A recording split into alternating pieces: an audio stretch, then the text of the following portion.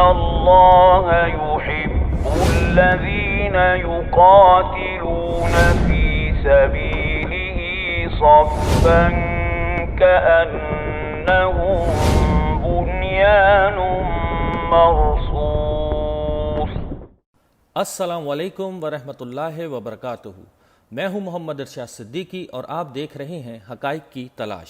ناظرین، ویڈیو شروع کرنے سے پہلے ہم اپنے نئے آنے والے دوستوں سے گزارش کرتے ہیں کہ چینل کو سبسکرائب کیجئے اور بیل آئیکن کو پریس کیجئے تاکہ ہماری ہر نئی آنے والی ویڈیو آپ تک بآسانی پہنچ سکے۔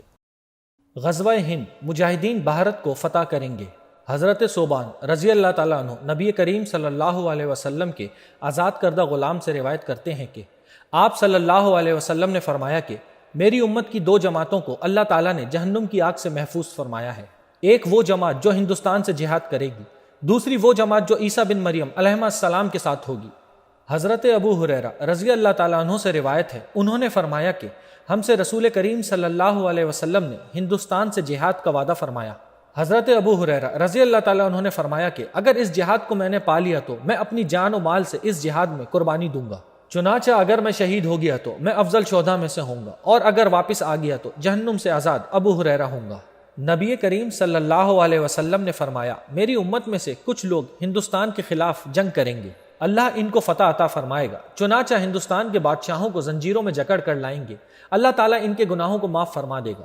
پھر وہ شام کی جانب جائیں گے تو شام میں عیسیٰ بن مریم علیہ السلام کو پائیں گے۔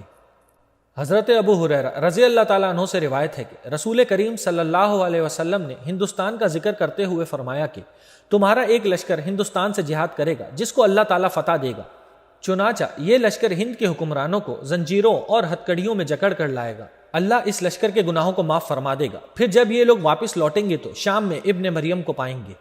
حضرت ابو ہریرہ رضی اللہ تعالیٰ عنہ نے فرمایا اگر میں نے اس جہاد کو پا لیا تو میں اپنی تمام نئی اور پرانی ملکیت کو فروخت کر دوں گا اور ہندوستان سے جہاد کروں گا، سو جب اللہ ہمیں فتح دے گا اور ہم واپس آئیں گے تو میں جہنم سے آزاد ابو ہریرہ ہوں گا، اور وہ ابو ہریرہ شام آئے گا تو وہاں عیسیٰ بن مریم علیہ السلام کو پائے گا، چنانچہ میں ابو ہریرہ ان عیسیٰ بن مریم علیہ السلام سے قریب ہونے کے لیے انتہائی بے قرار ہوں گا۔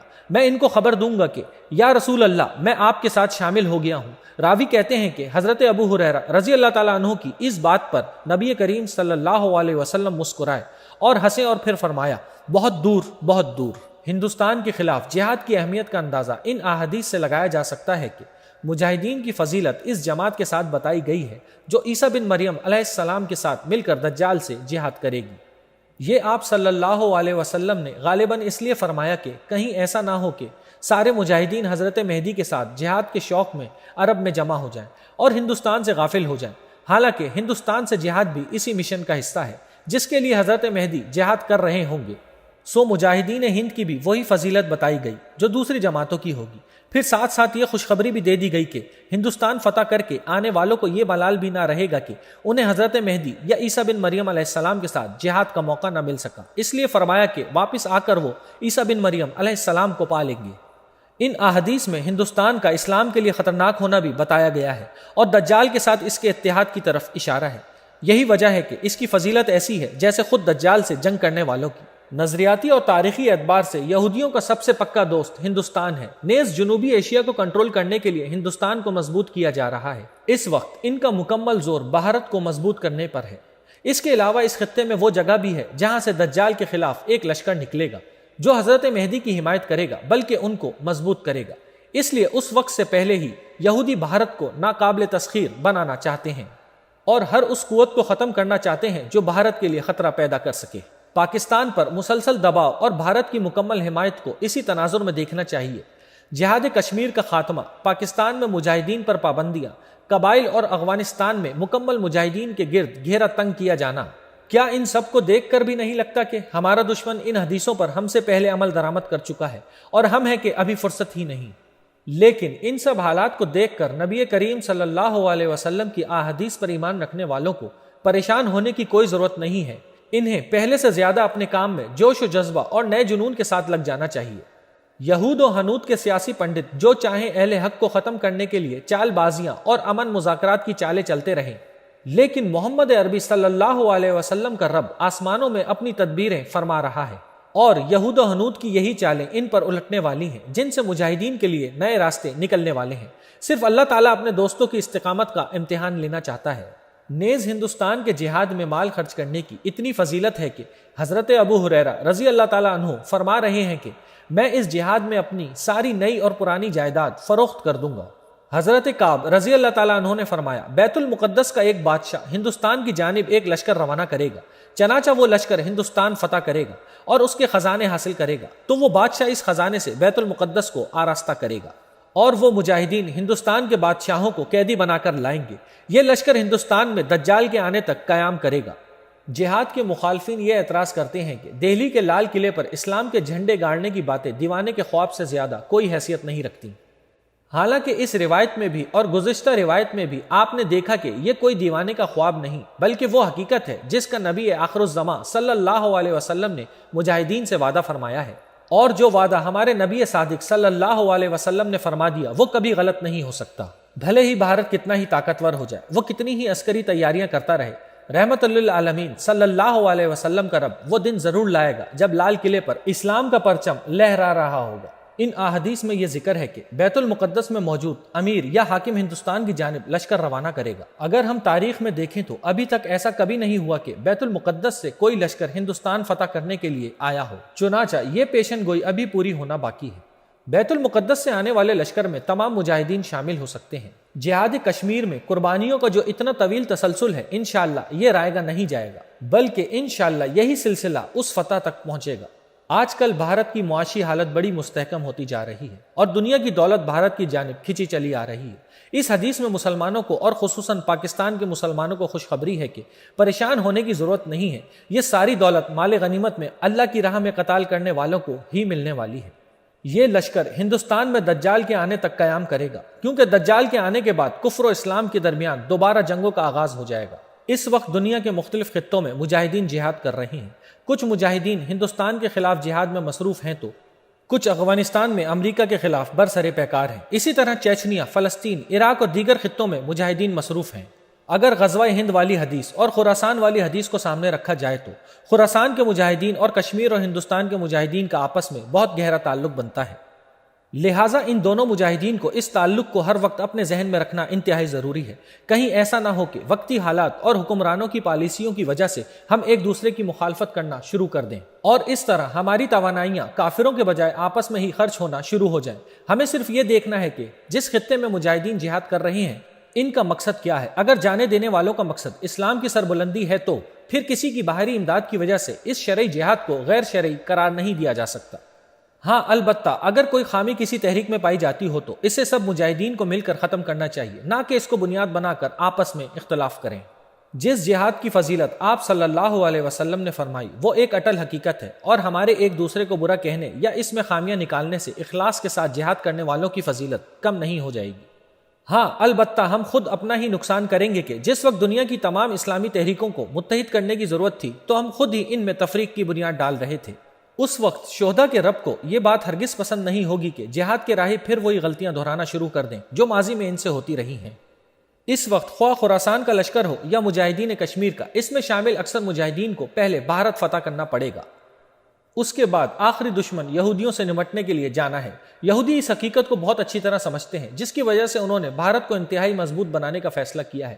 سو آپ کتنا بھی بھارت سے درگزر کرنا چاہیں، اللہ تعالیٰ جلد ایسے حالات پیدا کر دے گا کہ آپ کو ہندوستان کا رخ کرنا ہی ہوگا۔ کیا مجاہدین نے کبھی سوچا ہے کہ کیا وجہ ہوئی کہ آپ غزوہ ہند والی حدیثوں کو بھول گئے جس میں اس جہاد کو افضل جہاد قرار دیا گیا ہے؟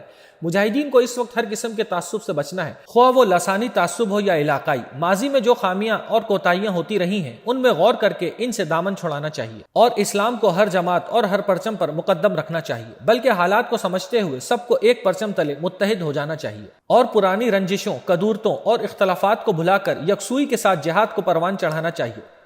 جس جہاد کو قرآن سمجھانا چاہتا ہے اس جہاد کو لے کر آگے بڑھنا ہے، ورنہ خیال رہے کہ اللہ کی ذات بہت بے نیاز ہے، اس کو ایسے بندے پسند ہے جن میں عاجزی، تواضع اور اخلاص ہو، اور دنیا میں تحریکیں بھی وہی پنپتی ہیں جن کا نصب العین واضح ہو۔ ہندوستان کے بارے میں پیشن گوئیاں، صوبہ سرحد اور قبائل کے بارے میں شاہ نعمت اللہ ولی رحمت اللہ علیہ کی پیشن گوئیاں بھی ہیں جو یقیناً اہل ایمان کے لیے دلی تسلی اور تقویت کا باعث ہوں گی۔ ان پیشن گوئیوں کو شاہ اسماعیل شہید رحمت اللہ علیہ نے اپنی کتاب الاربعین میں بھی نقل فرمایا ہے۔ یہ پیشن گوئیاں فارسی میں اشعار کی شکل میں ہیں۔ اگرچہ پیشن گوئیاں کوئی قطعی یقین نہیں دیتی، البتہ ان میں سے کئی اشعار کی احادیث سے بھی تائید ہوتی ہے۔ یہاں ہم ان کا ترجمہ پیش کر رہے ہیں۔ فرمایا، اچانک مسلمانوں کے درمیان ایک شور برپا ہوگا اور اس کے بعد وہ کافروں یعنی بھارت سے ایک بہادرانہ جنگ کریں گے۔ پھر محرم کا مہینہ آئے گا اور وہ مسلمانوں کے ہاتھوں میں تلواریں دے دے گا اور وہ مسلح ہو کر جارحانہ اقدام کریں گے۔ پھر حبیب اللہ نامی ایک شخص جو اللہ کی طرف سے صاحب قرآن ہوگا، اللہ کی مدد کے ساتھ اپنی تلوار میان سے نکالے گا۔ صوبہ سرحد کے بہادر غازیوں کے لشکر سے زمین مرکت کی طرح لرز اٹھے گی۔ لوگ دیوانہ وار جہاد کے لیے آگے بڑھیں گے اور راتوں رات ٹڈیوں اور چیونٹیوں کی طرح حملہ کریں گے، یہاں تک کہ اغوانی قوم فتح حاصل کر لے گی۔ جنگل، پہاڑ اور دشت و دریا سے قبائل تیزی کے ساتھ ہر طرف سے آتشین اسلحہ لیے ہوئے سیلاب کی مانند امٹ پڑیں گے۔ پنجاب، دہلی، کشمیر، دکن اور جموں کو اللہ کی غیبی مدد سے فتح کر لیں گے۔ دین اور ایمان کے تمام بدخواہ مارے جائیں گے اور تمام ہندوستان ہندوانہ رسموں سے پاک ہو جائے گا۔ ہندوستان کی طرح یورپ کی بھی قسمت خراب ہو جائے گی اور تیسری جنگ عظیم چھڑ جائے گی۔ یہ جنگ و جدال چند سال تک سمندر اور میدانوں میں وحشیانہ طور پر جاری رہے گی۔ بے ایمان ساری دنیا کو تباہ کر دیں گے، آخرکار ہمیشہ کے لیے جہنم کا ایندھن بن جائیں گے۔ اچانک موسم حج میں حضرت مہدی خروج فرمائیں گے۔ عقل پاک بھارت مذاکرات پر حیران ہے کہ یہ کیسے مذاکرات ہیں جس میں پاکستان ہی ساری قربانیاں دے رہا ہے، جبکہ بھارت کی مکاری کا یہ عالم ہے کہ پاکستان کے دریاؤں کا پانی بند کر کے پوری قوم کو جیتے جی مارنا چاہتا ہے۔ اللہ تعالیٰ جب اپنے دین کو مضبوط کرنے اور کفر پر غالب کرنے کا ارادہ فرماتا ہے تو اس کام کے لیے اس کی رحمت ہر فرد اور ہر قوم کی جانب متوجہ ہوتی ہے۔ جو فرد یا قوم اللہ کی رحمت کو لینے میں ذرا بھی پس و پیش سے کام لیتی ہے تو یہ رحمت دوسرے علاقے کی طرف متوجہ ہو جاتی ہے۔ اس اہم ذمہ داری کو اٹھانے کے لیے اللہ رب العزت کے ہاں کچھ اصول ہوا کرتے ہیں۔ چنانچہ قرآن کریم میں ارشاد ہے کہ ترجمہ، اے ایمان والو، تم میں سے جو دین جہاد سے منہ موڑ جائے گا تو اللہ ایسے لوگوں کو لے آئے گا جن سے اللہ محبت کرتا ہوگا اور وہ اللہ سے محبت کرتے ہوں گے۔ وہ مسلمانوں کے لیے بہت نرم اور کافروں کے لیے انتہائی سخت ہوں گے۔ ان کی شان یہ ہوگی کہ وہ اللہ کے راستے میں جہاد کریں گے اور جہاد کے بارے میں ملامت کرنے والوں کی ملامت کی پرواہ نہیں کریں گے، اور یہ تو اللہ کا فضل ہے، وہ جسے چاہتا ہے فرماتا ہے۔ خلافت عثمانیہ ٹوٹنے کے بعد نصف صدی سے زائد تک اللہ کی رحمت خلافت کے قائم کرنے کے لیے مختلف شخصیات اور مختلف قوموں کی طرف متوجہ ہوتی رہی کہ خلافت قائم کر کے اسلام کو کہیں ٹھکانہ مل جائے۔ یہ رحمت کبھی مسلمانان ہند کی طرف متوجہ ہوئی تو کبھی پاکستان کی طرف آئی، کبھی مصر کی تاریخی علمی درسگاہوں کا دروازہ کھٹکھٹایا تو کبھی حجاز کے حدی خانوں کے پاس گئی۔ غرض رحمت الہی ہر طبقے اور ہر قوم کی طرف متوجہ ہوئی، لیکن تمام وسائل، علمی درسگاہیں اور جدید آلات سے آگہی کے باوجود بھی اسلام کو کہیں ٹھکانہ نہ مل سکا، اور ایک ہی جواب آیا کہ ان منہ زور آندھیوں میں ہم تو خود کو نہیں سنبھال سکتے۔ پھر اسلام ایک سیدھے سادے اغوانی کے پاس آیا اور کہا کہ نصف صدی بیتی مجھے غریب بنے ہوئے، لیکن 1 ارب سے زائد مسلمانوں کے ہوتے ہوئے کوئی ٹھکانہ دینے کو تیار نہیں۔ یہ سن کر اغوانی نے اپنی چادر کاندھے پر سنبھالتے ہوئے کہا، اگرچہ میرے پاس ان بوسیدہ کپڑوں اور اس چادر کے سوا کچھ نہیں، لیکن میں جس حال میں بھی رہوں گا تجھ کو تنہا نہیں چھوڑوں گا یہاں تک کہ میری جان میرے جسم کو خیر بات کہہ جائے۔ پھر کیا تھا، کائنات کا رب تو بس ایسے ہی سادہ لوگوں اور ایسے ہی سادہ باتوں کو پسند کرتا ہے، سو پسند کر لیا۔ پھر ایمان والے بھی ان کو پسند کرنے لگے اور پھر 1 ارب 20 کروڑ مسلمانوں کا امام اور قافلہ محمدیہ صلی اللہ علیہ وسلم کا سردار اس قوم کو بنا دیا گیا۔ قوم اغوان بھی امت مسلمہ کے لیے سورج اور چاند ہے۔ کندھار کے افق سے نمودار ہونے والے اس چاند نے اندھیری رات کے مسافروں کو راستوں سے روشناس کروایا۔ اس چاند کی چاندنی نے 1 ارب 20 کروڑ مسلمانوں کے خاموش سمندر میں مد و جزر پیدا کیا۔ یہ چاند کل بھی چمکا اور آج بھی ہر انسان کے دل میں چمکتا ہے۔ جو نبی کریم صلی اللہ علیہ وسلم سے محبت رکھتا ہے اس چاند کو کبھی بھی گہن نہیں لگے گا، بلکہ یہ انشاءاللہ کل دہلی کے لال قلعے پر اپنے نور کی برسات کرتا ہوا آگرہ کے تاج محل کو 14ویں کی چاندنی رات میں توحید کا غسل کرائے گا، اور اسی چاند سورج کی کرنوں سے قبلہ اول پر پڑنے والے منحوس سائے ہمیشہ کے لیے چھٹ جائیں گے، اور کفر کے خوف سے ٹھٹرتی اس امت کی رگوں میں اس سورج کی کرنوں سے حرارت پیدا ہوگی۔ لہٰذا خون مسلم سے روشن چراغوں کو دجالی میڈیا کی پھونکوں سے نہیں بجھایا جا سکتا، اور کسی کے تسلیم نہ کرنے سے حقیقت تبدیل نہیں ہو جایا کرتی۔ حقیقت یہی ہے جو آنکھوں سے نظر آ رہی ہے، اور یہ اللہ کا فضل ہے، وہ جس پر چاہتا ہے اپنا فضل کر دیتا ہے۔ اللہ تعالیٰ نے فیصلہ کن معرکے میں بھی اس قوم کا بڑا حصہ رکھا ہے، اور اس وقت جہاد کی میزبانی اس خطے میں پختونوں کے حصے میں آئی ہے، لہٰذا ان پر ذمہ داریاں عائد ہوتی ہیں۔ اول جہاد کے علم کو بلند رکھنا اور خود کو ان تمام بیماریوں سے دور رکھنا جن سے فاتح قومیں متاثر ہو جایا کرتی ہیں۔ انسانی نفسیات کا مطالعہ کرنے والے یہودی دماغ یہ بات اچھی طرح جانتے ہیں کہ پاکستان میں صوبہ سرحد کے مسلمان یہود و ہنود کے عزائم کے راستے میں سب سے بڑی دیوار ہیں، لہٰذا اس دیوار کو گرانے یا کمزور کرنے کے لیے بھارت اور اسرائیل کی جانب سے بہت تیزی کے ساتھ کام جاری ہے۔ اس لیے صوبہ سرحد کے اندر مساجد کے کردار کو زیادہ سے زیادہ فعال بنانے کی ضرورت ہے۔